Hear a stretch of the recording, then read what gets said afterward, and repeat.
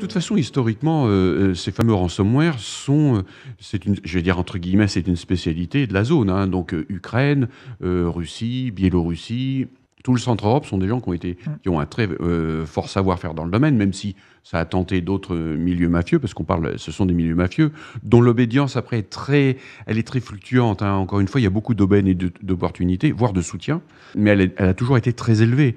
Moi, je me souviens dans les années 90, quand on apprenait comment fabriquer des codes malveillants, c'était essentiellement sur des forums russes ou ukrainiens.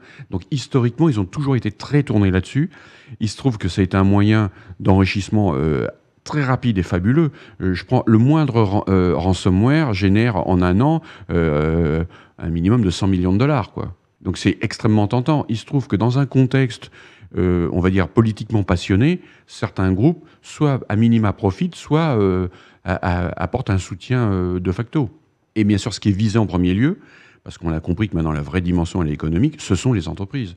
Donc le simple fait d'être créateur de richesse, et donc de pouvoir payer des rançons, mais aussi de contribuer, je veux dire, à la puissance d'un pays, fait que les entreprises sont les premières cibles. Une ETI ou une PME peut dégager d'énormes chiffres d'affaires, c'est sur des marchés de niche, et de facto, c'est leur richesse qui va importer. Alors si en plus, en les touchant, on peut avoir un impact, je dirais, plus stratégique, et ben là, effectivement, il y a une double tentation. Il faut identifier les actifs, donc informatique, mais pas seulement, en avoir la liste précise et former les gens. Donc le premier des investissements, c'est d'abord la formation des gens, la formation des dirigeants pour qu'ils prennent conscience que tout ne se résume pas à une technique.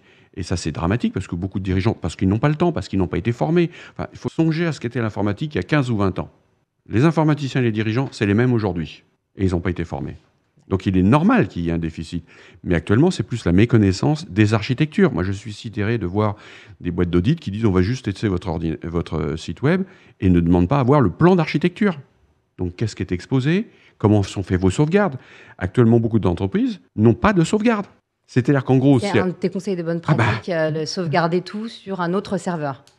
Enfin, après, il y a des tas de techniques, mais il faut avoir une sauvegarde. Ça, je veux dire, c'est comme rouler sans roue de secours, hein.